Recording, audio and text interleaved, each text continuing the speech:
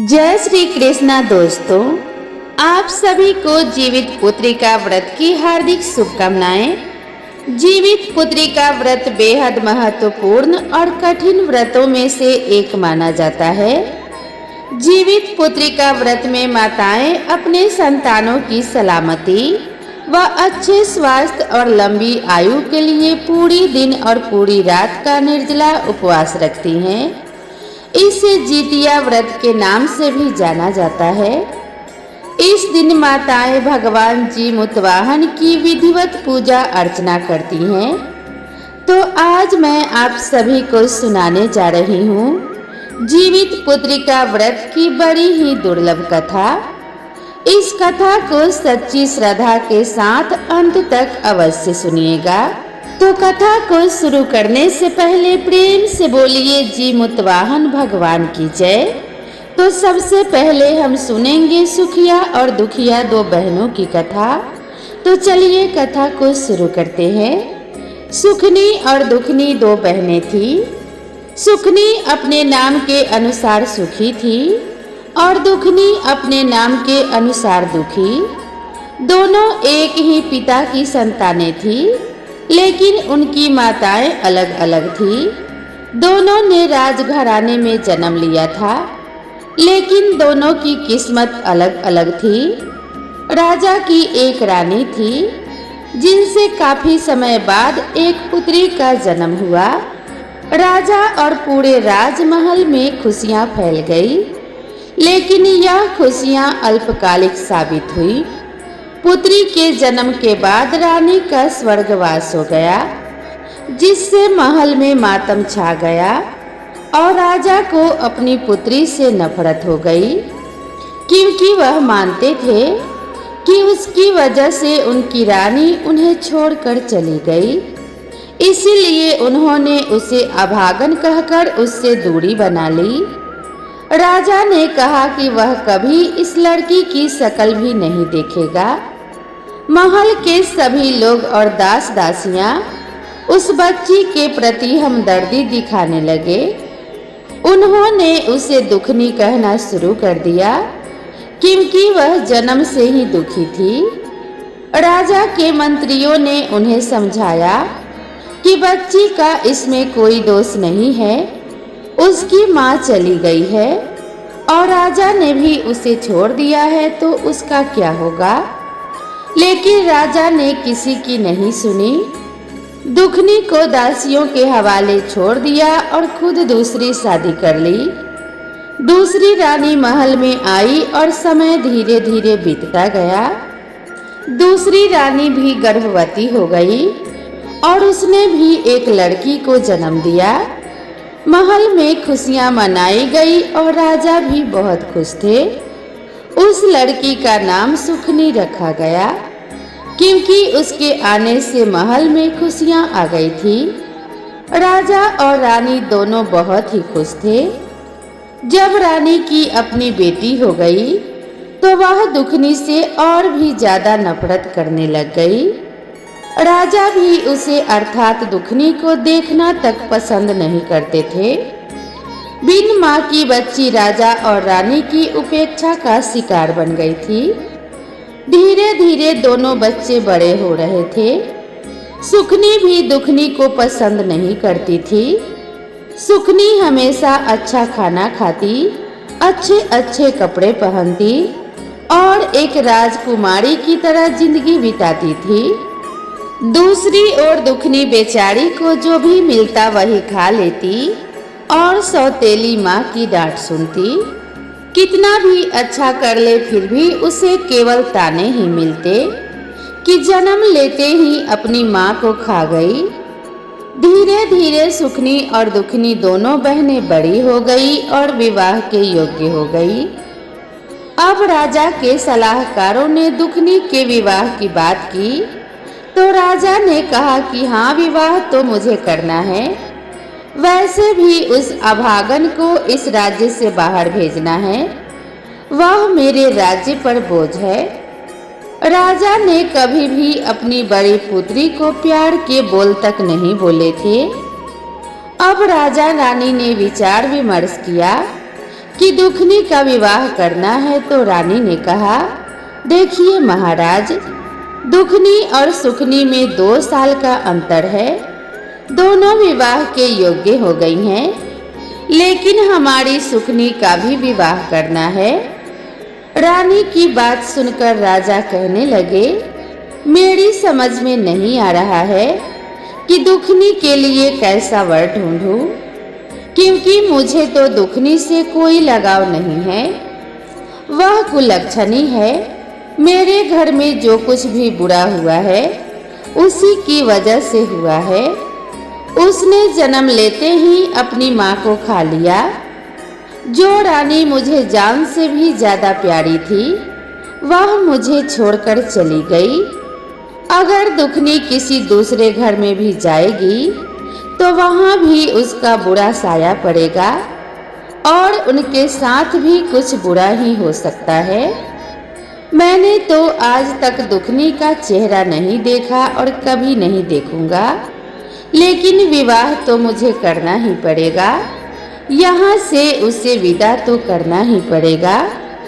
सौतेली माँ कहने लगी, महाराज, दुखनी की शादी किसी गरीब मजदूर के यहाँ कर दीजिए। अगर वह किसी राजमहल में जाएगी तो वहाँ भी बुरा हो जाएगा। सब लोग हमें ही दोष देंगे कि ऐसी अपशगुनी बेटी को हमारे यहाँ क्यों भेजा। जब सब पहले से पता था तो उसकी शादी हमारे राजमहल में क्यों की। इसीलिए इसे कहीं गरीब घर में दे दीजिए और मेरी सुखनी के लिए कोई अच्छा राजकुमार ढूंढिए। रानी की बात राजा को सही लगी। राजा राजमहल में आया और अपने मंत्रियों के साथ विचार विमर्श करने लगा।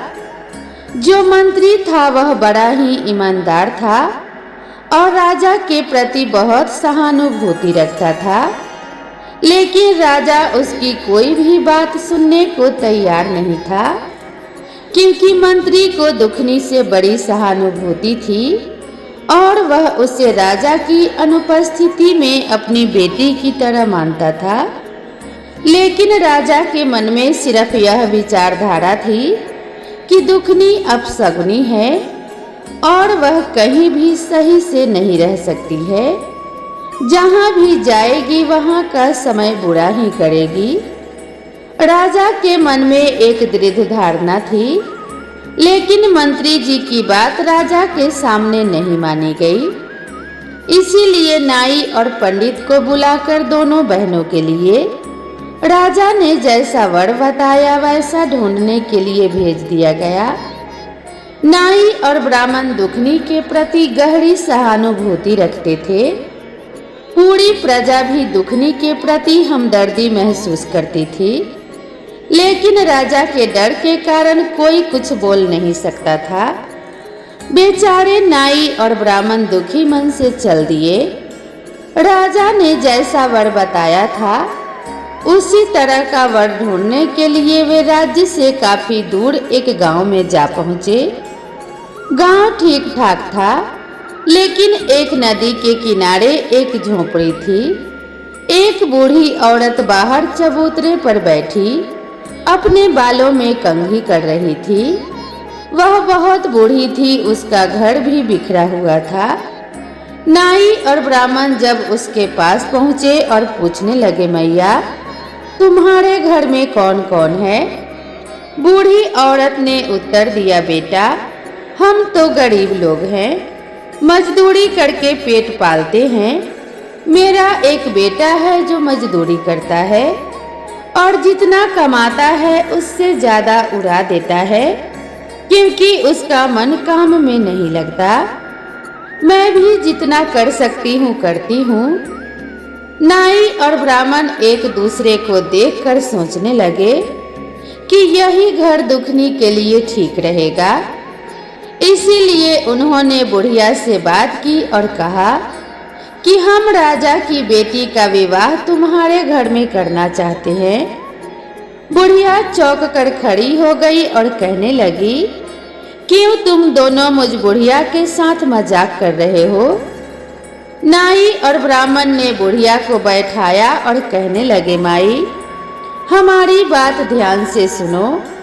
वो राजा की बेटी जरूर है, लेकिन ना तो वह तुम्हें कोई दान दहेज देगा और ना ही तुम्हारे बेटे के साथ शानो शौकत से राजा अपनी बेटी का विवाह करेगा। वह बेचारी दुखिया है, तुम उसे माँ का प्यार देना। वह बहुत संस्कारी लड़की है, लेकिन राजा की नजरों में गिरी हुई है। राजा उसे कुलक्षणी और अपशगुनी मानता है। हे मैया, पूरी प्रजा को उससे सहानुभूति है, लेकिन यदि वह तुम्हारे घर आएगी तो तुम्हारा घर स्वर्ग बना देगी। वह बहुत अच्छी लड़की है, लेकिन राजा के खिलाफ कोई बोलने की हिम्मत नहीं कर सकता। बुढ़िया माई कहने लगी, ठीक है बेटा, मेरे बेटे का विवाह तो होना ही मुश्किल है। कौन अपनी लड़की मेरे बेटे के लिए देगा? मुझे तो इसी में खुशी है कि मेरे बेटे का विवाह हो जाएगा। अब नाई और ब्राह्मण वहां दुखनी का रिश्ता तय करके आगे बढ़ते हैं और उसी राज्य के राजा से मिलते हैं जहां वे गए थे। वहां राजा के बेटे के साथ सुखनी का विवाह तय करके वे अपने राज्य में वापस आ जाते हैं और राजा को सारी बातें बता देते हैं। निश्चित समय पर शुभ मुहूर्त निकालकर दोनों का विवाह एक ही दिन तय हो जाता है। दुखनी के विवाह में केवल 5 लोग आए, क्योंकि बेचारे बड़े गरीब थे। राजा और रानी को कोई परवाह नहीं थी। जैसे तैसे फेरे हुए और दुखनी को विदा कर दिया गया। उसके साथ ना कोई दान दहेज, ना ही कोई सेवक सेविका, कुछ भी नहीं। बेचारी दुखनी आंसू भरी आंखों से अपने मायके से ससुराल के लिए यही अपनी किस्मत का लिखा मानकर विदा हो गई। दूसरी ओर सुखनी की बारात बड़ी ही धूमधाम से आई थी। राजा ने बहुत उत्साह से सुखनी का विवाह किया और बहुत अधिक दान दहेज भी दिया। बहुत सारा धन, घोड़े, हीरे मोती आदि राजा ने अपनी हैसियत से अधिक सुखनी को दिया। राज्य का राजकुमार और दूसरा राजा बहुत खुश हुए। सुखनी की विदाई बड़े ठाठ से हुई। दोनों बहनें विदा हो चुकी थी। बेचारी दुखनी झोपड़ी में आई और अपनी किस्मत पर फूट फूट कर रोने लगी, लेकिन उसने ईश्वर की मर्जी मानकर अपने पति और सासू माँ की सेवा में लग गई। उसकी सास बूढ़ी थी। दुखनी बेचारी अपनी सासू माँ के हाथ पैर दबाती, कंघी करती, उनके कपड़े धोती और खाना बनाती। उसका पति मजदूरी करता था और आधे से ज्यादा पैसे नशे में उड़ा देता था और कुछ पैसे लाता था, जिससे घर का गुजारा भी नहीं हो पा रहा था। दुखनी ने अपनी सासू माँ से कहा कि माँ जी, अगर मैं कुछ काम करूँगी तो हमारे हालात कुछ ठीक हो जाएंगे। बुढ़िया अपनी बहू को बिल्कुल अपनी बेटी की तरह ही प्यार करती थी, लेकिन दुखनी का पति उसे बहुत तंग करता था। अगर दुखनी अपने पति से कुछ कहती तो वो उसे मारता पीटता था। धीरे धीरे समय बीत रहा था और अब दुखनी गर्भवती हो गई थी। कुछ सालों बाद दुखनी के 2 बेटे और 2 बेटियां हो गई। समय बीता और सालों बीत गए, लेकिन किसी ने भी कभी दुखनी की कोई खोज खबर नहीं ली। अब जब बच्चे हो गए तो परिवार में खर्चे बढ़ गए। अकेले आदमी की मेहनत मजदूरी से घर खर्च चलाना मुश्किल हो गया। दुखनी ने कहा, माँ जी, अगर मैं भी मेहनत मजदूरी करूँगी तो हमारे हालात कुछ बेहतर होंगे। सासू माँ ने कहा, बेटी, तुम तो राजकुमारी हो, तुमने कभी काम नहीं किया होगा। दुखनी ने कहा, माँ जी, कैसी राजकुमारी, मैं तो ऐसी ही हूँ। अपने पिताजी के घर में भी मैं ऐसी ही थी। मुझे काम करने से कोई ऐतराज नहीं है। दुखनी का व्यवहार बड़ा मीठा था। पड़ोसी और गांव वाले सब दुखनी से बहुत खुश रहते थे। दुखनी बड़ी पूजा पाठ वाली धार्मिक विचारों की महिला थी। उसे काम मिलने में देर नहीं लगी। वह लोगों के घरों में साफ सफाई का काम करने लगी। किसी का खाना बनाती तो किसी के घर में झाड़ू पोछा करती। इस तरह दुखनी को कहीं अनाज तो कहीं भोजन और कहीं कुछ पैसे और कपड़े मिल जाते थे। अब दुखनी का गुजारा सही से होने लगा, जबकि उसके पति में कोई सुधार, कोई परिवर्तन नहीं आ रहा था। दुखनी अपने पति को समझाने की कोशिश करती, लेकिन वह उसे उल्टा गाली गलौज ही करता और उसे मारता पीटता। जब भी जितिया का व्रत आता तो वह पूरी श्रद्धा के साथ अपना व्रत करती थी। लेकिन माता रानी की कृपा से अब घर में पहले की तरह भूखा नहीं रहना पड़ता था। सबके पेट भर जाते थे। इतना उसके घर पर जितिया माता की कृपा थी, क्योंकि वह मेहनती थी और मेहनत करके अपना गुजारा करती थी। दूसरी ओर सुखिया के घर में नौकर चाकर की कोई कमी नहीं थी। सुखिया राजकुमारी थी और राजमहल में राजा के घर से विदा होकर राजा की बहू बनी थी। वह राजा की बेटी और राजकुमार की पत्नी थी, अर्थात होने वाली रानी थी। एक दिन सुखिया को अपनी बहन दुखिया की याद आई। वह सोचने लगी कि बहुत समय बीत गया है, जाकर देखना चाहिए कि आखिर महारानी के रंग ढंग कैसे हैं। वह शायद बहुत दुखी होगी, क्योंकि उसके पास है ही क्या। एक बार जाकर जरूर देखना चाहिए। सुखिया ने सोचा कि अगर दुखिया कहेगी तो उसे अपने पास नौकरानी बनाकर रख लूंगी और वह मेरा काम धंधा करेगी, जिससे मुझे तसल्ली होगी कि कम से कम यहाँ भी वह मेरी सेवा कर रही है। सुखिया को अपने राजसी जीवन पर बड़ा गर्व था। सुखिया दुखिया के घर गई। दुखिया ने अपनी बहन को देखा तो बहुत खुश हुई। उसने सुखिया का बड़े आदर सत्कार से स्वागत किया और उसे बैठने के लिए पीढ़ा दिया। सुखिया ने देखा कि दुखिया की झोपड़ी में बहुत गरीबी थी और उसके बच्चे इधर उधर खेल रहे थे। किसी के तन पर फटे कपड़े थे तो किसी के बिना फटे। फिर भी दुखिया खुश थी और उसकी सासू माँ भी दुखिया के गुण गा रही थी। यह देखकर सुखिया को बड़ा गुस्सा आया कि दुखिया की सासू माँ उसकी तारीफ क्यों कर रही है। फिर सुखिया ने दुखिया से कहा, बहन, तू घरों में जाकर काम करती है तो क्या लेती होगी? इससे अच्छा तू मेरे साथ चल और मेरे राजमहल में काम कर। जितना तुझे यहाँ मिलता है मैं तुझे उससे ज्यादा मजदूरी दूंगी। यहाँ घर घर जाकर जितना काम करना पड़ता है तुझे। दुखिया ने जवाब दिया, बहन सुखिया, मुझे काम करने में कोई आपत्ति नहीं है। मैं यहाँ भी काम करती हूँ तो आपके यहाँ भी काम कर दूंगी। वहाँ काम करके मुझे खुशी मिलेगी कि चलो मेरी बहन का काम हो गया। बातचीत समाप्त करके सुखनी अपने राजमहल लौट आई और अगले दिन से दुखनी सुखनी के घर जाने लगी। सुखनी दुखनी से बहुत ज्यादा काम करवाती थी, क्योंकि दुखनी को परेशान करने में सुखनी को बड़ा मजा आता था। सुखनी को जो भी बासी खाना मिलता उसे वह दुखनी को दे देती और दुखनी उसे खुशी खुशी खा लेती। राजमहल में तरह तरह के व्यंजन बनते थे और कभी कभी बच्चों के लिए भी अच्छे पकवान मिल जाते थे।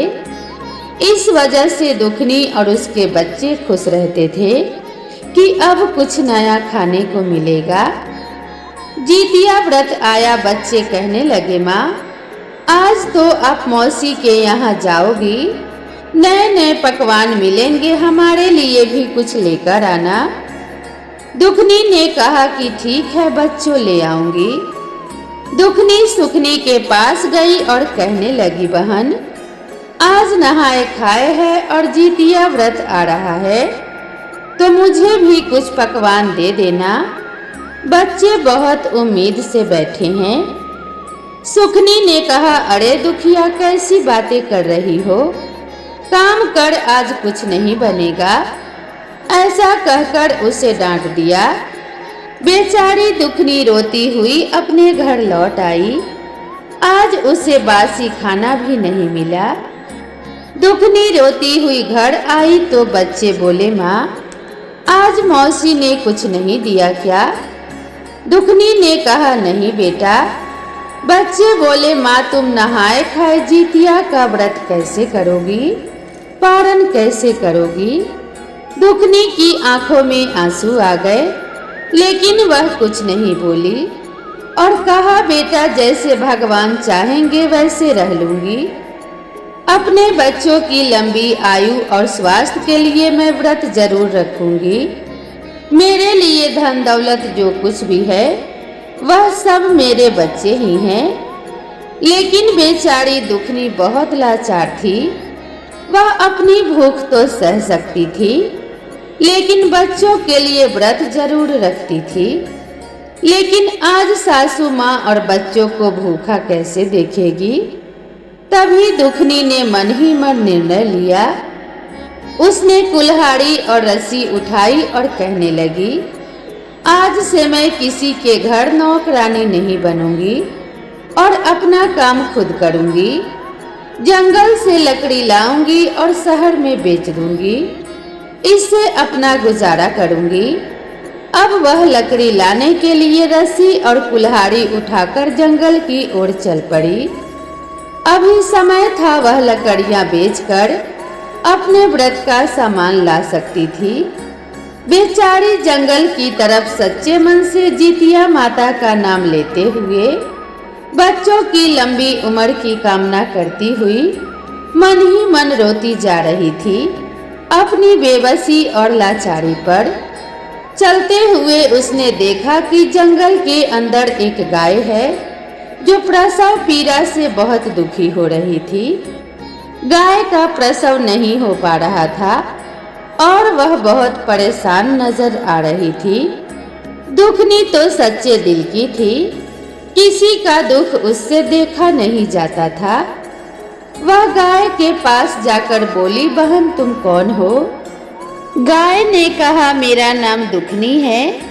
बहन मेरी थोड़ी मदद करो, मैं प्रसव पीड़ा से बहुत कष्ट में हूँ और मेरा प्रसव भी नहीं हो पा रहा है। दुखनी बेचारी गौ माता को सहलाकर उसकी कमर पर प्यार से हाथ फेरती है। कुछ समय पश्चात गौ माता का प्रसव हो गया और गौ माता ने बछड़े को जन्म दिया। गौ माता ने दुखनी को धन्यवाद दिया। यह तो दुखनी की परीक्षा थी, लेकिन वह इससे अनजान थी। दुखनी ने गौ माता से कहा, आप बछड़े का ध्यान रखो और मुझे अभी लकड़ी लेने जाना है। गौ माता ने कहा, दुखनी बहन लौटते समय मुझसे जरूर मिलते जाना। दुखनी आगे बढ़ चली। रास्ते में थोड़ा दूर ही चली थी कि उसने देखा कि एक नागिन बार बार अपना फन जमीन पर मार रही थी और बार बार तड़प रही थी।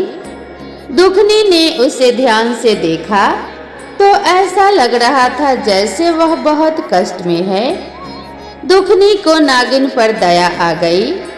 वह उसके पास गई और बोली, नागिन बहन तुम इतनी परेशान क्यों हो? नागिन ने जवाब दिया, तुम कौन हो? मुझे देखकर तो लोग डरकर भाग जाते हैं और तुम मेरे पास आ गई हो। दुखनी ने कहा, नागिन बहन मुझे डरने की क्या जरूरत है? अगर तुम मुझे डस भी लोगी तो क्या होगा? मेरे बिना यह दुनिया नहीं रुकेगी और अगर मैं मर भी गई तो धरती पर से एक बोझ कम हो जाएगा। मैंने कभी किसी का प्यार नहीं पाया।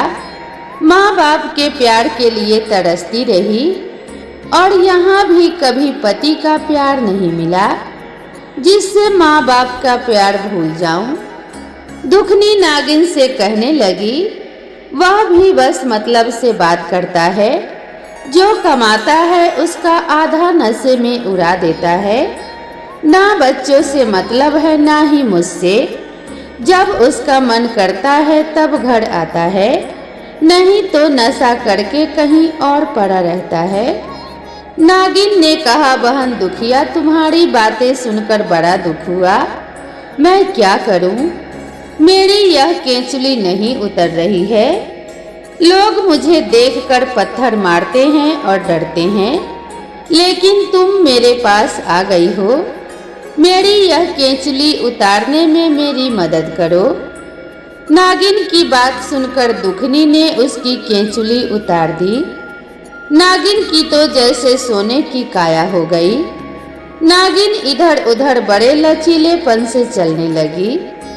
नागिन ने कहा, बहन दुखनी, तुम बहुत अच्छी हो। रास्ते से जब वापस आओ तो मुझसे मिलकर जाना। नागिन की मदद करने के बाद अब दुखनी वहां से आगे बढ़ चली। जंगल के अंदर उसने देखा कि उस भयानक जंगल में एक बूढ़ी माई बैठी हुई थी। वह स्वयं जीतिया माता थी, जो दुखनी की परीक्षा लेने आई थी कि वह अपनी परीक्षा में पास होती है या नहीं। भगवान की माया को भगवान ही जाने। दुखनी ने देखा बूढ़ी माई बहुत परेशान बैठी थी। वह बूढ़ी माई कहने लगी, अरे बेटी, तुम कौन हो और इस जंगल में तुम क्या कर रही हो? दुखनी ने जवाब दिया, माँ जी, मैं यहाँ लकड़ी काटने आई हूँ, लेकिन आप इस घने जंगल में क्या कर रही हैं? जीतिया माता ने कहा, बेटी, मैं तो यहाँ झोपड़ी बनाकर रहती हूँ। मेरे पैरों में बहुत दर्द हो रहा है, चलने में दिक्कत हो रही है।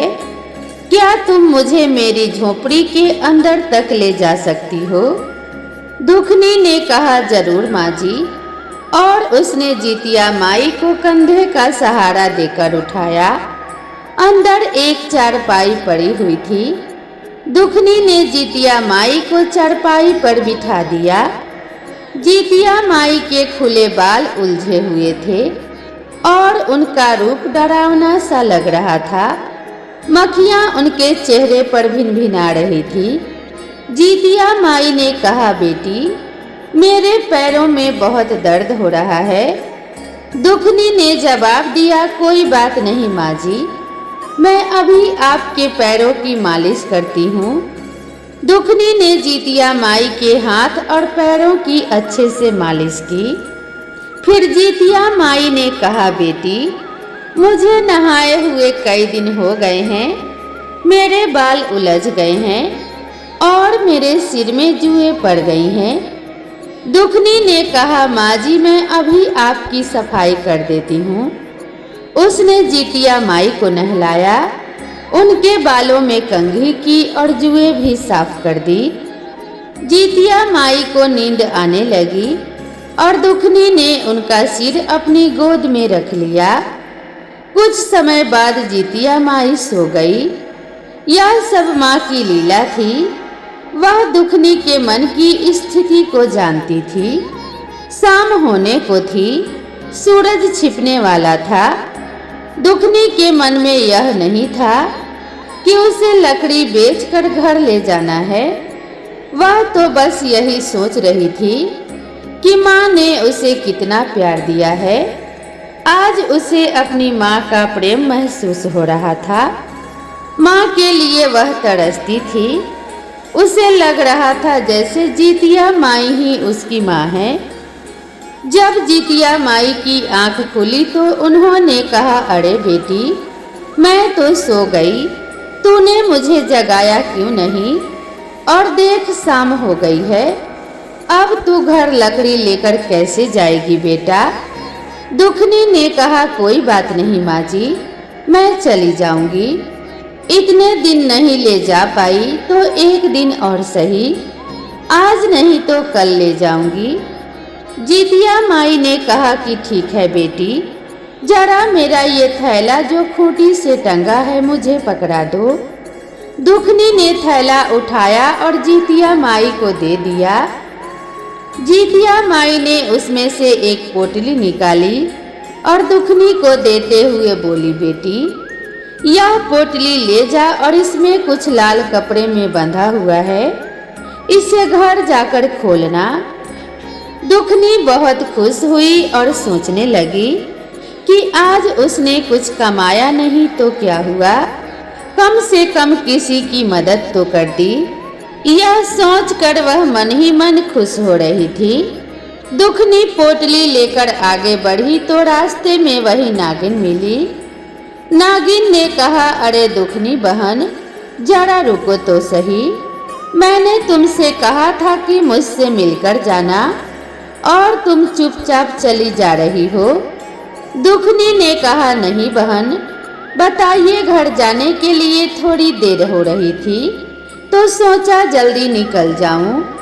नागिन ने कहा, बहन तुमने मुझे 12 वर्ष की केंचुली से छुटकारा दिलाया है, मैं तड़प रही थी, तो यह ले लो मेरी नागमणि, इसे ले जाओ। जिस घर में यह रहेगी वह घर 9 निधि 12 सिद्ध हो जाएगा। दुखनी बहुत खुश हुई। उसने नाग माता के हाथ जोड़े और वहां से चल दी। थोड़ी ही दूर पहुंची थी कि गौ माता ने आवाज लगाई, अरे ओ दुखनी बहन, कैसे चुपचाप चली जा रही हो? यहाँ जंगल में हम क्या करेंगे, हमें भी तो साथ ले चलो। दुखनी ने कहा, गौ माता आप मेरे साथ में चलेंगी क्या? गौ माता ने कहा कि हाँ हम चलेंगे। देख अब मेरा दूध तेरे घर के काम आएगा, तेरे बच्चे भूखे नहीं रहेंगे। मेरे दूध को बेचकर तू पैसे कमा सकती है और अपने घर का खर्च भी चला सकती है। अपने बच्चों को मेरा मीठा दूध पिला सकती है। अब बछड़ा और गाय दुखनी के साथ साथ चलने लगे। दुखनी आगे आगे पीछे पीछे बड़ी सुंदर सी सफेद रंग की गाय और एक छोटा सा बछड़ा चल रहे थे। उनके गले में बंधी हुई घंटी टुन टुन बज रही थी। वे बड़े आराम से जा रहे थे। जब दुखिया अपने घर पहुंची तो दुखनी की सास बैठी हुई उसी का इंतजार कर रही थी। कहने लगी, अरे बहू दुखनी, आज तो बहुत समय लगा दिया बेटा, सुबह से तू भूखी थी और आज तूने कुछ खाया भी नहीं है। आज नहाकर खा लेना, कल तेरा निर्जल व्रत रहेगा, परसों तुझे पारण भी करना है, तो तू कैसे करेगी बेटा नवमी के दिन? वह अपनी सासू माँ से बोली, माँ जी आप चिंता मत करो, मुझे तो लगा ही नहीं कि मैंने कोई व्रत रखा है। मेरे शरीर में तो अजीब सी ताकत का एहसास हो रहा है। मुझे नहीं लग रहा है कि मैं आज इतनी परेशान थी। आज तो मुझे बहुत हल्का और खुशी महसूस हो रही है। जब वह घर आई तो उसने सारी बात अपनी सासू माँ को बताई। उसकी सासू माँ बोली, बेटा आज तुमने तो यह बहुत अच्छा काम किया। फिर उसकी सासू माँ ने चौके को लीप दिया और एक दिया जला दिया। दुखनी ने वहां पर पोटली रख दी। जैसे ही दुखनी ने लाल पोटली खोली, उसमें से सोना चांदी हीरे मोती निकलने लगे। यह देखकर दुखनी और उसकी सास की आंखें फटी की फटी रह गई। बाहर गाय रंभा रही थी। दुखनी बाल्टी लेकर गई तो गाय ने बाल्टी भरकर दूध दिया। सब लोग बहुत खुश हो गए। शाम को जब दुखनी का पति मजदूरी करके आया तो उसने देखा कि घर के बाहर गाय बंधी हुई है और अंदर बड़ी रोशनी चमक रही है, क्योंकि वहां नागमणि रखी हुई थी। वह बहुत हैरान हुआ और कहा कि अरे यह क्या? दुखनी ने अपने पति को सारी बात बताई फिर उसका पति दुखनी से माफी मांगने लगा और कहने लगा, दुखनी, तुम तो साक्षात लक्ष्मी हो और मैंने आज तक तुम्हारी कदर नहीं की। तुम्हारे दुख को समझने में असफल रहा, मुझे माफ कर देना। दुखनी ने कहा, कोई बात नहीं स्वामी, देर आए दुरुस्त आए। लेकिन मैं इस बात से खुश हूँ कि अब तुमने मेरी अहमियत समझ ली है। अब हमारे पास इतना धन है कि हम अपना अच्छा सा काम शुरू कर सकते हैं। उसका पति भी खुश हो गया क्योंकि अब उसे मजदूरी नहीं करनी पड़ेगी। वह गरीबी से तंग आकर नशा करता था क्योंकि अपने बच्चों की भूख देख नहीं पाता था और उसका गुस्सा दुखनी पर उतारता था। वह दिल का बुरा नहीं था। अब दुखनी ने कहा, चलो कुछ धन ले लो और बाजार से जितिया माता के व्रत की तैयारी के लिए सामान दिला कर आओ। दोनों बाजार गए और सामान लेकर आए। अब दुखनी के घर में जोर शोर से जितिया माता के व्रत की तैयारी होने लगी। 2 दिन बीत गए और दुखनी काम पर नहीं गई। सुखनी को बड़ा आश्चर्य हुआ। वह सोचने लगी कि दुखनी को क्या हो गया है जो अब तक नहीं आई। सुखनी दुखनी के घर गई और कहने लगी, अरे दुखनी, तुम काम पर क्यों नहीं आ रही हो? दुखनी ने कहा, अरे बहन, मुझे अब किसी के घर काम करने की जरूरत नहीं है। अगर तुम्हारा मन करे तो तुम ही मेरे घर का काम करने आ जाया करो। सुखनी ने देखा तो उसकी आंखें फटी की फटी रह गई। दुखनी के घर में हर जगह सुख सुविधा की चीजें मौजूद थी और घर बनाने के लिए मिस्त्री से बात चल रही थी। सुखनी को यह सब देखकर विश्वास नहीं हुआ। वह सोच में पड़ गई कि इतना धन दुखनी को कहाँ से मिल गया। वह गुस्से में बोली, दुखनी, सच सच बता, यह सब कहाँ से चोरी करके लाई है? नहीं तो राजा से शिकायत करके तुझे कारागार में डलवा दूंगी। बेचारी दुखनी डर गई क्योंकि वह सीधी सादी थी। कहने लगी, सुखनी बहन, मैंने कोई चोरी नहीं की है। मुझ पर तो जितिया माता का आशीर्वाद है। उनकी कृपा से ही मेरी समस्याएं हल हुई हैं। दुखनी से सुखनी ने कहा कि मुझे पूरी बात बताओ। अब सुखनी के मन में लालच आ गया था और जब दुखनी ने अपनी कहानी सुनाई तो उसे भी धन पाने की लालसा जाग उठी। वह बोली, मैं भी जंगल में जाऊंगी और जितिया माता से धन लेकर आऊंगी। अब सुखनी अपने घर आ गई, लेकिन उसे चैन नहीं मिल रहा था। किसी तरह उसने रात बिताई और सुबह उठते ही कुल्हाड़ी और रस्सी लेकर जंगल की तरफ चल दी। उसकी सास ने बोला, अरे बहू, कहाँ जा रही हो? बोली, माँ जी, बाद में बताऊंगी, मैं कुछ धन लेने जा रही हूँ।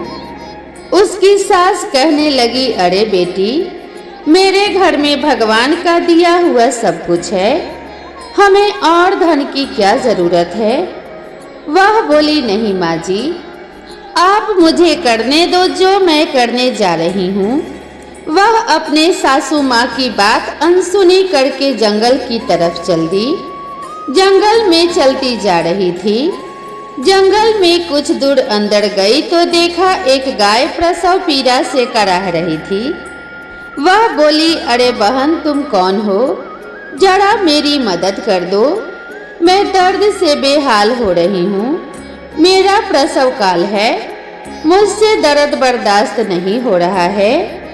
गौ माता की बात सुनकर सुखनी कहने लगी, अरे तुझे क्या मैं दासी दिखाई देती हूँ? मैं सुखनी हूँ, इस राज्य के राजा की बहू। हमारे यहाँ दास दासियाँ काम करते हैं और तुम मुझसे काम करने के लिए बोल रही हो। वह गाय को दुत्कार के आगे चली गई। आगे कुछ दूर चलती है तो उसे वही नागिन जो अपना फन धरती पर पटक रही थी दिखाई देती है। तो वह नागिन कहती है, अरे बहन, जरा मेरी मदद कर दो। सुखनी पहले तो नागिन को देखकर डर जाती है और कहती है, मुझे डस लेगी और मैं तेरी मदद कर दूं।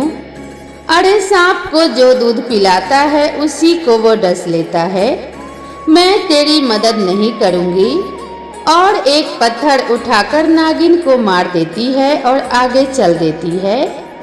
आगे चलते चलते जब वह काफी अंदर जंगल में चली जाती है तो वह उसी बूढ़ी माई को ढूंढती है। ढूंढते ढूंढते वह काफी परेशान हो जाती है और शाम होने को होती है तो देखती है कि एक बुढ़िया माई की झोपड़ी दिखाई दे रही है और एक पेड़ के नीचे बड़ा सा वट वृक्ष है। उसके नीचे जो एक बुढ़िया बैठी है वह बड़ी ही गंदी सी बुढ़िया थी। मुंह पर मक्खियां भिनक रही थी, बाल उलझे हुए थे, जिसे देखकर वह नाक और मुंह सिकोड़ने लगती है। बुढ़िया माई सुखिया से कहती है, अरे बिटिया, तुम कौन हो बेटी? जरा मुझे झोपड़ी के अंदर पहुंचा दो, क्योंकि मेरे हाथ पैर में बड़ा दर्द है, इसीलिए मुझे अंदर बैठा दो। काफी दिनों से मैं नहाई नहीं हूँ, मुझे थोड़ा सा नहला दे। और मेरे सिर में जुएं पड़ गई हैं, जरा मेरे सिर की सफाई कर दे। तो सुखनी कहती है, अरे वाह बुढ़िया, तुझे क्या मैं दासी नजर आती हूँ जो तेरी इतनी सेवा करूँगी? मेरे घर में दास दासियाँ हैं और तू मुझ पर हुक्म चला रही है। मैं तो यहाँ उस बुढ़िया से मिलने आई हूँ जिसने मेरी बहन को धनवान बनाया है। तभी उसे खूंटी से लटका हुआ वह थैला दिखाई देता है जिसमें वह पोटली रखी हुई है, लाल कपड़े में बंधी हुई। तो वह कहती है, अच्छा, तो यह वही बुढ़िया है जिसने दुखनी को अमीर बना दिया। वह कहने लगी, बुढ़िया, मैं तेरी सेवा नहीं कर सकती, मुझे तो बस यह पोटली चाहिए। और वह बुढ़िया की झोपड़ी से वह पोटली उठाकर चल देती है। रास्ते में आती है तो देखती है कि नागिन अभी भी ऐसे ही फन पटक रही है। थोड़ी दूर जाकर देखती है तो वह गाय भी प्रसव पीड़ा से कराह रही है, लेकिन वह किसी की भी मदद नहीं करती। उसके दिल में जरा भी दया भावना नहीं थी। घर आ गई। घर आकर बड़ी खुशी खुशी अपनी सासू माँ से कहती है, देखना सासू माँ, अब हम और भी धनी बन जाएंगे, हमारा राजपाट और भी बढ़ जाएगा, हमारे राजकोष में धन बढ़ जाएगा। और ऐसी चीज लेकर आई हूँ जिससे हम और भी ज्यादा धनवान हो जाएंगे। तो उसकी सासू माँ हाथ जोड़ लेती है, अपना माथा पीटती है कि पता नहीं कैसी बहू मिली है, संस्कार तो इसमें नाम को भी नहीं है। अब वह थोड़ा सा चौक गोबर से दासी से लिपवाती है, क्योंकि खुद तो कुछ करती नहीं थी, और दासी से एक दिया जलाने के लिए बोलती है। जब उस पोटली को वहां खोलती है तो क्या देखती है, वहां ढेर सारे कीड़े मकोड़े भिनभिनाने लगे, गंदगी सी हो गई और तरह तरह के कीड़े चल रहे हैं। बड़ी घिनौनी स्थिति हो गई। तभी देखती है कि उसके महल में आग लग गई। अब यह देखकर वह घबरा गई। उसकी सासू माँ उसे बड़े मुश्किल से निकाल कर बाहर लाती है। उसका सारा राजपाट सब धन धड़ा रह गया। सब जो भी धन जमा था सब कुछ जलकर खाक हो गया। अब उसकी सासू माँ उसे बहुत ताने सुनाती है, कैसी कुलक्षणी आई है मेरे महल में, जब से आई है तब से हमारा राजपाट भी चौपट कर दिया। सबके घर में तो लक्ष्मी आती है जो घर को स्वर्ग बना देती है, एक ये आई है महारानी, हमारा सब कुछ जला के राख कर दिया। सुखनी को अपनी करनी पर थोड़ा भी पछतावा नहीं हो रहा था। उसे तो उल्टा अपनी बहन पर ही गुस्सा आ रहा था कि उसकी बहन ने उसके साथ छल किया है। वह अपनी बहन दुखनी के घर पहुंच जाती है और उससे कहती है, सच सच बता, तूने मेरे साथ क्या छल किया है? तेरे कारण मेरा सब कुछ जलकर नष्ट हो गया है। मेरी सासू माँ मुझे ताने दे रही है। मेरे घर में भूख से मरने की नौबत आ गई है। दुखनी कहती है, बहन, मैंने तो सब कुछ तुझे सच सच बताया था, लेकिन तेरे घर में सब कुछ था, फिर तू गई क्यों उधर? तुझे तो लालच आ गया था। लेकिन सुखनी अपनी बहन दुखनी से कहती है कि मैं तुझे राजा से दंड दिलवाऊंगी। दुखनी मन ही मन सोचने लगी, मेरे पास तो कोई सबूत नहीं है, और वह रोने लगती है।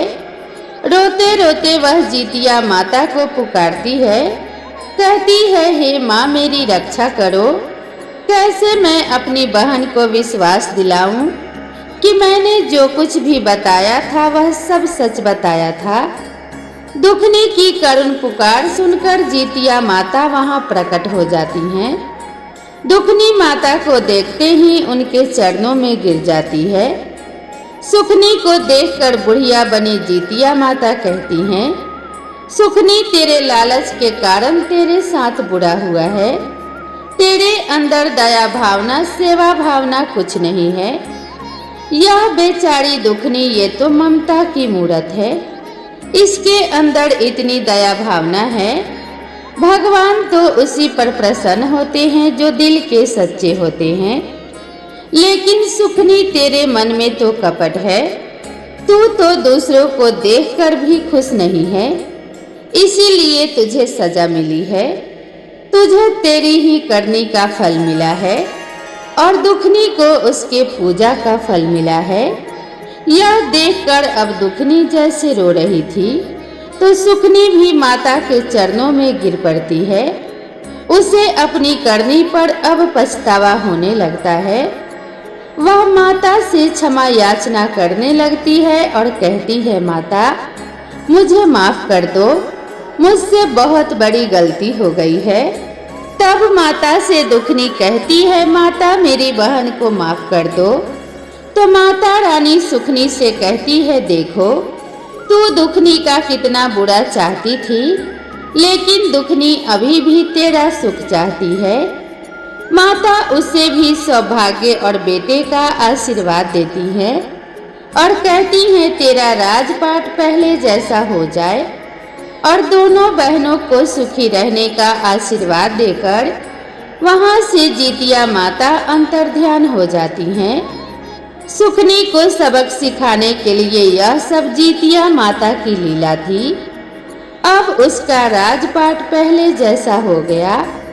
अब सुखनी में बदलाव आ गया। वह अपनी बहन दुखनी के साथ अच्छे से बात करती थी, घमंड नहीं दिखाती और उसके साथ पूजा पाठ करने लगी। जीतिया माता की कथा सुनती और हर साल दोनों बहनें मिलकर पूजा पाठ करती। अब दोनों बहनें अमीर थी, किसी के घर में कोई कमी नहीं थी और दोनों बहनों में प्रेम हो गया तथा दोनों प्यार से रहने लगी। अब उन्हें किसी चीज की कोई भी कमी नहीं थी। जीतिया माता जैसे दुखनी को आई ऐसे सबको आना, जैसे सुखनी को आई ऐसे किसी को मत आना। और जो यह कथा कह रहे हैं और जो यह कथा सुन रहे हैं, हे जीतिया माता, उन सबके घर में सुख और अंधन के भंडार भरना, सबके बच्चों की रक्षा करना, सबको दीर्घायु प्रदान करना।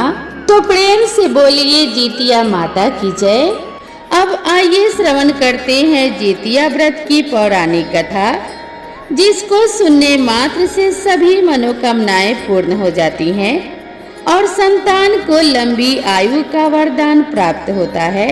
कथा सुनने से पहले वीडियो को लाइक और कमेंट बॉक्स में जी मुतवाहन भगवान की जय जरूर लिखें। नैमिषारण्य के निवासी ऋषियों ने संसार के कल्याणार्थ श्री सूत जी से पूछा कि हे सूत जी, कराल कलिकाल में लोगों के बालक किस तरह दीर्घायु होंगे सो कहिए। सूत जी बोले, जब द्वापर का अंत और कलयुग का आरंभ था, उसी समय बहुत सी शोकाकुल स्त्रियों ने आपस में सलाह की थी कि क्या इस कलयुग में माता के जीवित रहते पुत्र मर जाएंगे। जब वे आपस में कुछ निर्णय नहीं कर सकी, तब ऋषि गौतम जी के पास पूछने के लिए गई। जब उनके पास पहुंची तो उस समय गौतम ऋषि जी आनंद के साथ बैठे थे।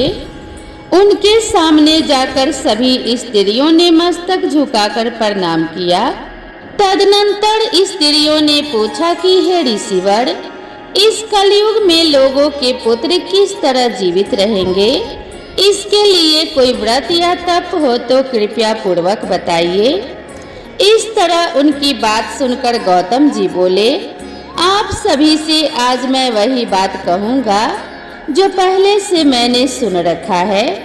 गौतम जी ने कहा कि जब महाभारत युद्ध का अंत हो गया और द्रोण पुत्र अश्वत्थामा के द्वारा अपने बेटों को मरा देखकर सब पांडव बड़े दुखी हुए, तो पुत्र के शोक से व्याकुल होकर द्रौपदी अपनी सखियों के साथ ब्राह्मण श्रेष्ठ धौम्य के पास गई और उन्होंने धौम्य से कहा कि हे विपेंद्र, कौन सा उपाय करने से बच्चे दीर्घायु हो सकते हैं?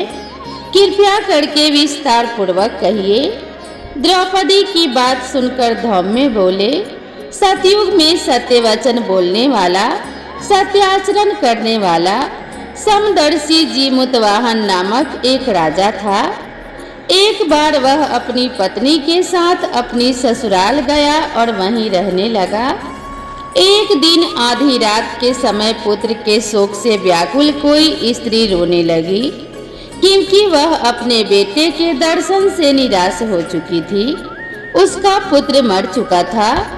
वह रोती हुई कहती जा रही थी, हाय मुझ बूढ़ी माता के सामने मेरा बेटा मरा जा रहा है।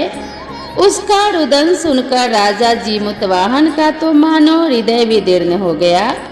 वह तत्काल उस स्त्री के पास गए और उससे पूछा, माता, आपका बेटा कैसे मरा है? बूढ़ी माता ने कहा, गरुड़ प्रतिदिन आकर गांव के बच्चों को खा जाता है। इस पर दयालु राजा ने कहा, माता, अब तुम रो मत, आनंद से बैठो, मैं तुम्हारे बच्चे को बचाने का यत्न करता हूँ। ऐसा कहकर राजा उस स्थान पर गया जहाँ गरुड़ आकर प्रतिदिन मांस खाया करते थे। उसी समय गरुड़ भी उस पर टूट पड़े और मांस खाने लगे। जब अतिशय तेजस्वी गरुड़ ने राजा का बाया अंग खा लिया, तो झटपट राजा ने अपना दाहिना अंग फेर कर गरुड़ के सामने कर दिया।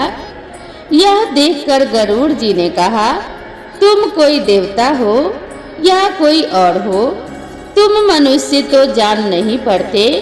अच्छा, अपना जन्म और कुल बताओ। पीड़ा से व्याकुल राजा ने कहा कि हे पक्षीराज, इस तरह के प्रश्न करना व्यर्थ है। तुम अपनी इच्छा भर मेरा मांस खाओ। यह सुनकर गरुड़ रुक गए और बड़े आदर से राजा के जन्म और कुल की बात पूछने लगे। राजा ने कहा, मेरी माता का नाम है सबिया और मेरे पिता का नाम शालिवाहन है। सूर्य वंश में मेरा जन्म हुआ है और जीमुतवाहन मेरा नाम है। राजा की दयालुता देखकर गरुड़ ने कहा कि हे महाभाग, तुम्हारे मन में जो अभिलाषा हो वह वर मांगो। राजा ने कहा कि हे पक्षीराज, यदि आप मुझे वर दे रहे हैं तो वर दीजिए कि आपने अब तक जिन प्राणियों को खाया है वे सब जीवित हो जाएं। हे स्वामीन, अब से आप यहाँ बालकों को न खाएं और कोई ऐसा उपाय करें कि जहाँ जो उत्पन्न होवे लोग बहुत दिनों तक जीवित रहें। धौम्य ने कहा कि पक्षी राज गरुड़ राजा को वरदान देकर स्वयं अमृत के लिए नागलोक चले गए। वहां से अमृत लाकर उन्होंने उन मरे हुए मनुष्यों की हड्डियों पर बरसाया। ऐसा करने से सभी लोग जीवित हो गए जिनको कि पहले गरुड़ ने खाया था। राजा के त्याग और गरुड़ की कृपा से वहां वालों का बहुत बड़ा कष्ट दूर हो गया। उस समय राजा के शरीर की शोभा दूनी हो गई थी। राजा की दयालुता देखकर गरुड़ ने फिर कहा, मैं संसार के कल्याणार्थ एक और वरदान दूंगा। आज अश्विन कृष्ण सप्तमी से रहित शुभ अष्टमी तिथि है। आज ही तुमने यहाँ की प्रजा को जीवन दान दिया है। हे वत्स, अब से यह दिन ब्रह्म भाव हो गया है, जो मूर्ति भेद से विविध नामों से विख्यात है। वहीं त्रिलोक से पूजित दुर्गा अमृत प्राप्त करने के अर्थ में जीवित पुत्रिका कहलाई है। सो इस तिथि को जो स्त्रियां उस जीवित पुत्रिका की और कुश की आकृति बनाकर तुम्हारी पूजा करेंगी तो दिनों दिन उनका सौभाग्य बढ़ेगा और वंश की भी बढ़ोतरी रहेगी। हे महाभाग, इस विषय में विचार करने की भी आवश्यकता नहीं है। हे राजन, सप्तमी से रहित और उदया तिथि की अष्टमी को व्रत करें, यानी सप्तमी विध अष्टमी जिस दिन हो उस दिन व्रत न कर शुद्ध अष्टमी को व्रत करें और नवमी में पारण करें। यदि इस पर ध्यान न दिया गया तो फल नष्ट हो जाएगा और सौभाग्य भी अवश्य ही नष्ट हो जाएगा। जीमूतवाहन को इस तरह का वरदान देकर गरुड़ वैकुंठ धाम को चले गए और राजा भी अपनी पत्नी के साथ अपने नगर को वापस चले आए। धौम्य द्रौपदी से कहते हैं कि हे देवी, मैंने यह अतिशय दुर्लभ व्रत तुमको बताया है। इस व्रत को करने से बच्चे दीर्घायु होते हैं।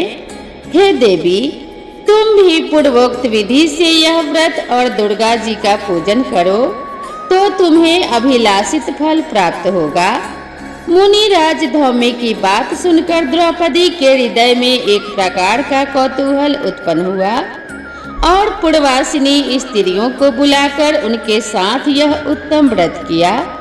गौतम ऋषि ने कहा, यह व्रत और इसके प्रभाव को किसी एक चील ने सुन लिया और अपनी सखिन सियारन को बतलाया। इसके बाद पीपल की वृक्ष की शाखा पर बैठकर उस चील ने और उस वृक्ष के खोते में बैठकर सियारन ने भी यह व्रत किया। फिर वही चील किसी उत्तम ब्राह्मण के मुंह से यह कथा सुनकर आई और पीपल के खोते में बैठी हुई अपनी सखी सियारन को सुनाया। सियारन ने भी आधी कथा सुनी थी कि उसे भूख लग गई और वह उसी समय शव से भरे शमशान में जा पहुंची। वहां उसने इच्छा भर मांस का भोजन किया और चील बिना कुछ खाए पिए रह गई और सवेरा हो गया। सवेरे वह गौशाले में गई और वहां गौ का दूध पिया। इस तरह नवमी को उसने पारण किया। कुछ दिनों बाद वे दोनों मर गईं और अयोध्या में किसी धनी व्यापारी के घर में जन्मी। संयोग से उन दोनों का जन्म एक ही घर में हुआ, जिसमें सियारिन ज्येष्ठ हुई और चील छोटी। वे दोनों सभी शुभ लक्षणों से युक्त थी, इसीलिए बड़ी लड़की काशीराज के और छोटी उसके मंत्री के साथ ग्रहपर्त अग्नि के सामने विधि पूर्वक ब्याही गई। पूर्व जन्म के कर्म के फल से वह मृगनयनी रानी हुई। जिस किसी भी संतान को रानी जन्म देती वह मर जाती थी और पूर्व जन्म की बातों को स्मरण करने वाली मंत्री की पत्नी ने अष्टवसुओं के सदृश तेजस्वी 8 बेटे उत्पन्न किए और सभी जीवित रह गए। अपनी बहन के पुत्रों को जीवित देखकर ईर्ष्यावश राजपत्नी ने अपने स्वामी से कहा कि यदि आप मुझे जीवित रखना चाहते हो तो इस मंत्री के भी पुत्रों को उसी जगह भेज दो जहाँ पे मेरे बेटे गए हैं, अर्थात इन्हें भी मार डालो। यह सुनकर राजा ने उस मंत्री के पुत्रों को मारने के लिए कई प्रकार के षड्यंत्र किए, पर मंत्री पत्नी ने जीवित पुत्रिका के पुण्य बल से अपने बच्चों को बचा लिया।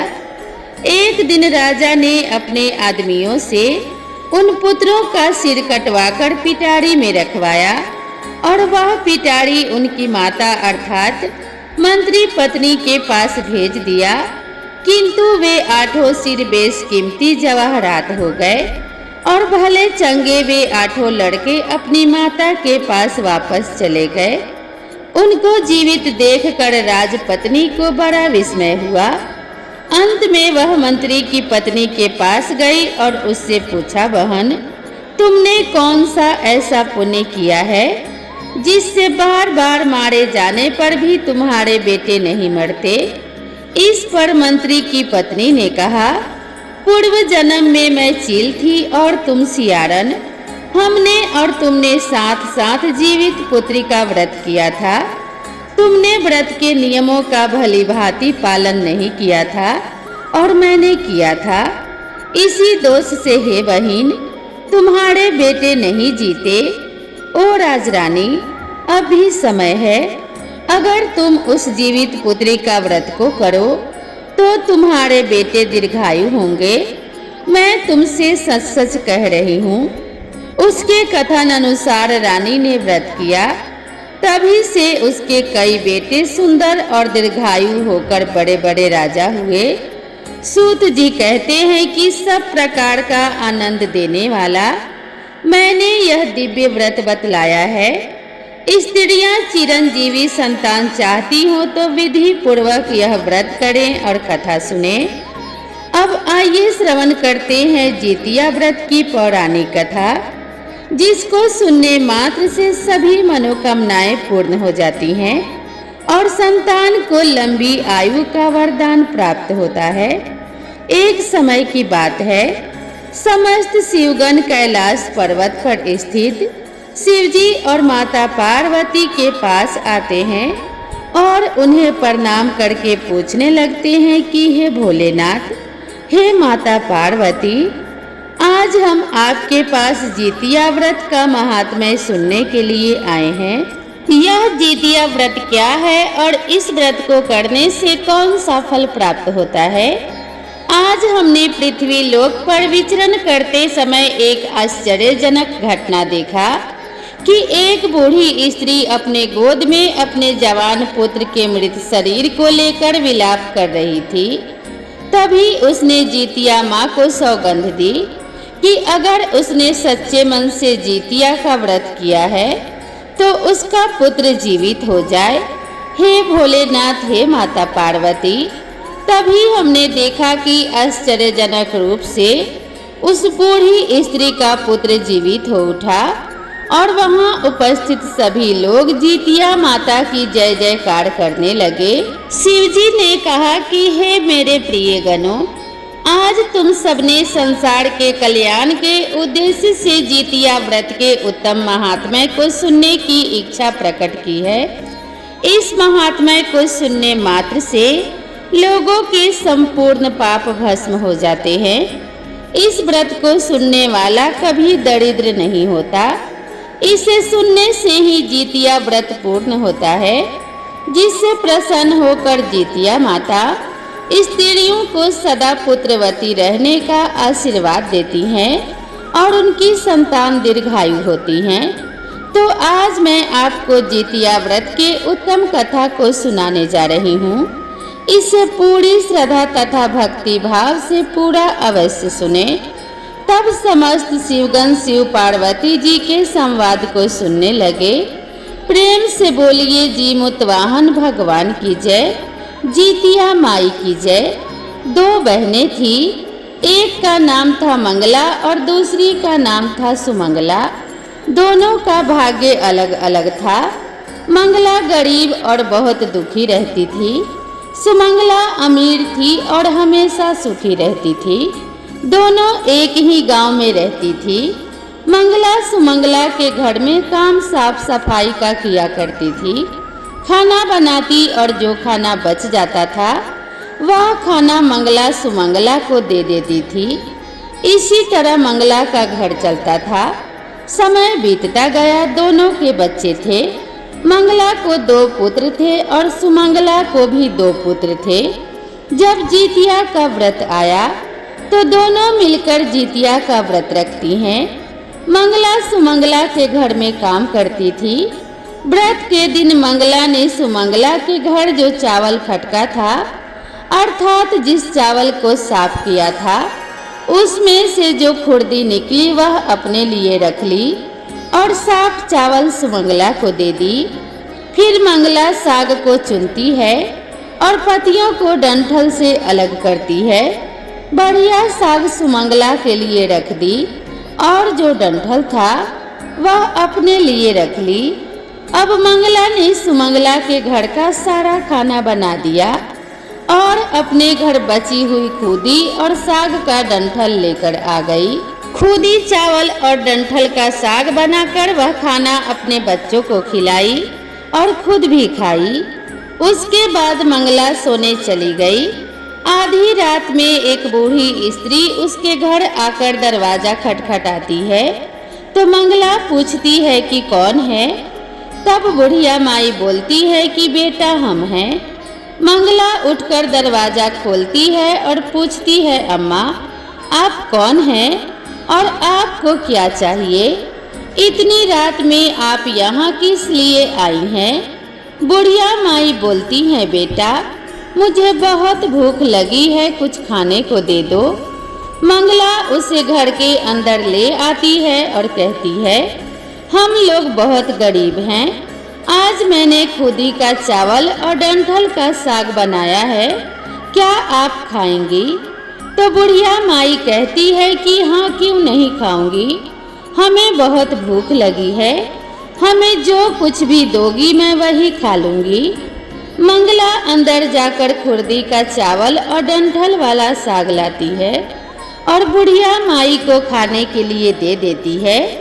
बुढ़िया माई खाना खाने के बाद कहती है, मुझे अच्छे से कुछ दिखाई नहीं देता, इतनी रात के अंधेरे में अपने घर कैसे जाऊंगी?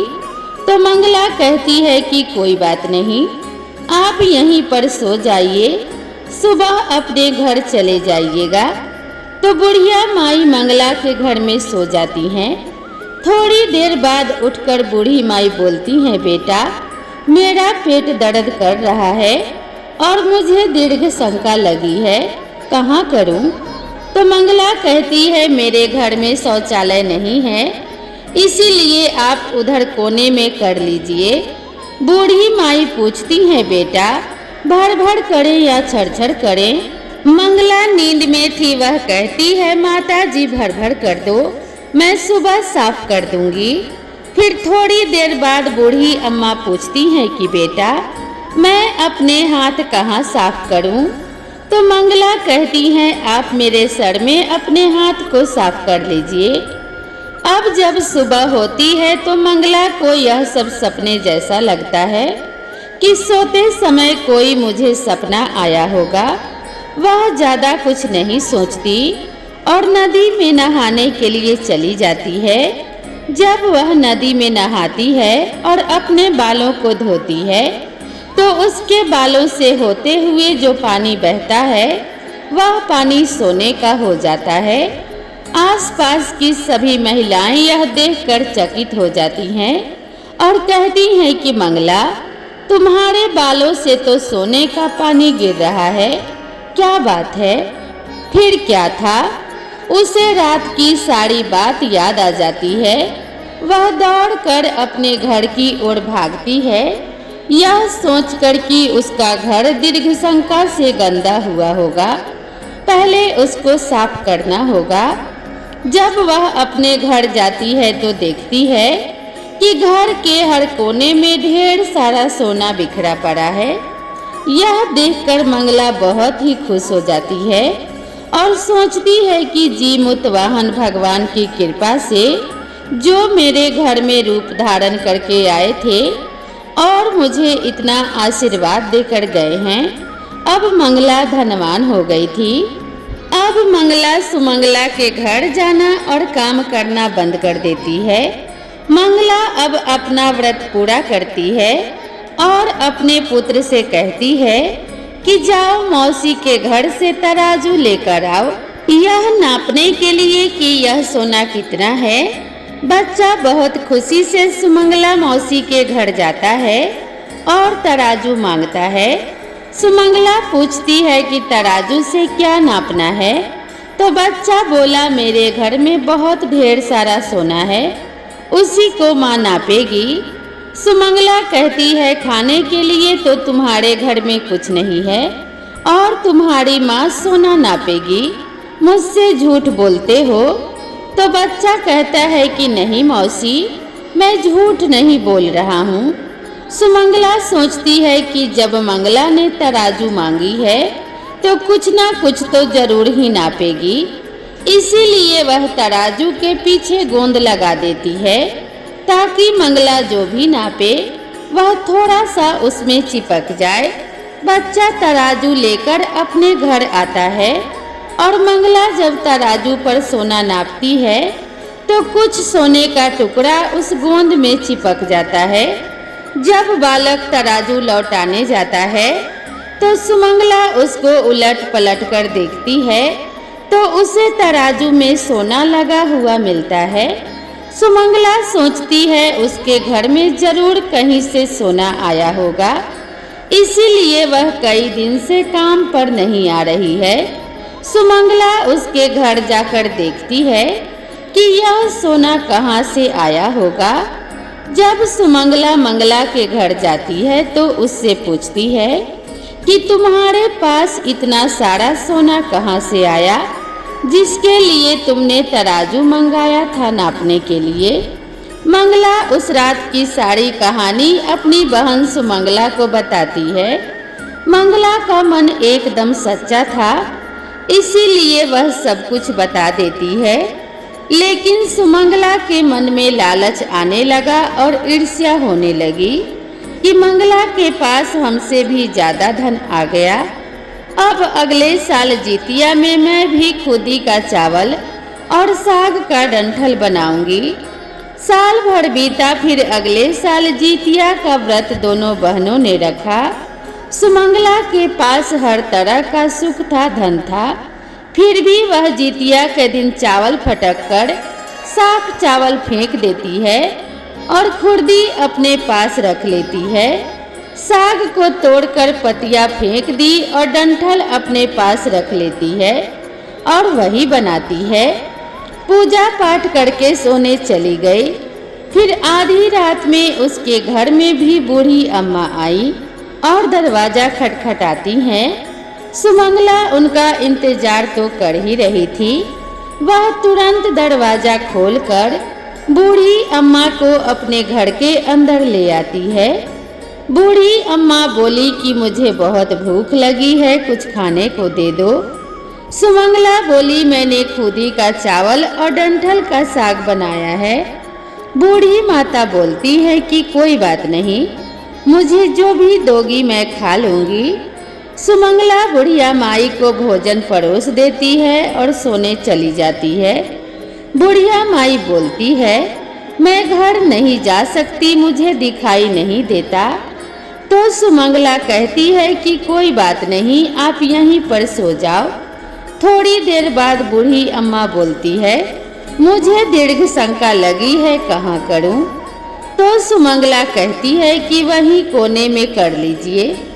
फिर थोड़ी देर बाद बूढ़ी अम्मा पूछती है भर भर करे या छड़ छड़? इस पर सुमंगला को याद नहीं आता कि मंगला ने क्या बोला था। तो मंगला बोली माँ छड़ छड़ कर दीजिए। फिर बूढ़ी मैया पूछती है बेटा मैं अपने हाथ कहाँ साफ करूं? सुमंगला कहती है मेरे सर में साफ कर लीजिए। बूढ़ी अम्मा अपना हाथ सुमंगला के सर में साफ कर लेती है। जब सुमंगला सुबह उठती है तो उसका पूरा घर गंदगी से भरा पड़ा था और उसके बाल में भी बहुत गंदगी लगी होती है। यह देखकर सुमंगला बहुत दुखी हो जाती है और उसे बहुत गुस्सा आता है। वह अपनी बहन मंगला को बुलाती है और उस पर बहुत गुस्सा करती है कि तुमने हमसे झूठ कहा और मेरा पूरा घर गंदा करवा दिया। तो मंगला पूछती है कि तुमने क्या कहा था, भड़ भड़ या छड़ छड़। तो सुमंगला कहती है कि मैं तो छड़ छड़ बोली थी। तो मंगला कहती है यहीं पर तो तुमने गलती कर दी, और तुम्हारे पास तो सब कुछ था, किसी चीज की कमी नहीं थी, फिर भी तुमने लालच किया। मेरे पास तो कुछ भी नहीं था, तुम्हारे पास तो सब कुछ था। तुम्हारे घर जीमूत वाहन भगवान भेष बदल कर आए, लेकिन फिर भी तुमने उन्हें अच्छा खाना नहीं परोसा। मेरे पास तो कुछ भी नहीं था, इसीलिए मैंने उन्हें खुर्दी का चावल और साग का डंठल परोसा था। तुमने अपने घर आए भगवान का अपमान किया। सब कुछ रहते हुए भी तुमने साग और भात खिलाया। तुम्हारे पास सब कुछ होते हुए भी तुम्हें लालच नहीं करना चाहिए था, इसीलिए तुम्हारे साथ बुरा हुआ है। सुमंगला को अपनी गलती का पछतावा हुआ और वह दुखी मन से अपने घर चली गई। जैसा उसने किया उसे वैसा ही फल मिला। तो प्रेम से बोलिए जितिया माई की जय। हे जीमूत वाहन भगवान, जिस प्रकार आपने मंगला को दिया उस प्रकार सबको देना। जिस प्रकार आपने सुमंगला को दिया वैसा किसी को मत देना। कहानी कहने वाले, सुनने वाले तथा हुंकार भरने वाले को पुत्र धन तथा सुख शांति प्रदान करना। सभी माताओं बहनों के बच्चों को दीर्घायु होने का आशीर्वाद देना, उनके ऊपर कभी कोई संकट ना आए। तो प्रेम से बोलिए जीमूत वाहन भगवान की जय। तो दोस्तों, मैं आशा करती हूँ आप सभी को यह कहानी ज़रूर पसंद आई होगी। वीडियो पसंद आई हो तो इसे एक लाइक ज़रूर करें, और मेरे चैनल से जुड़ने के लिए मेरे चैनल को सब्सक्राइब करना ना भूलें।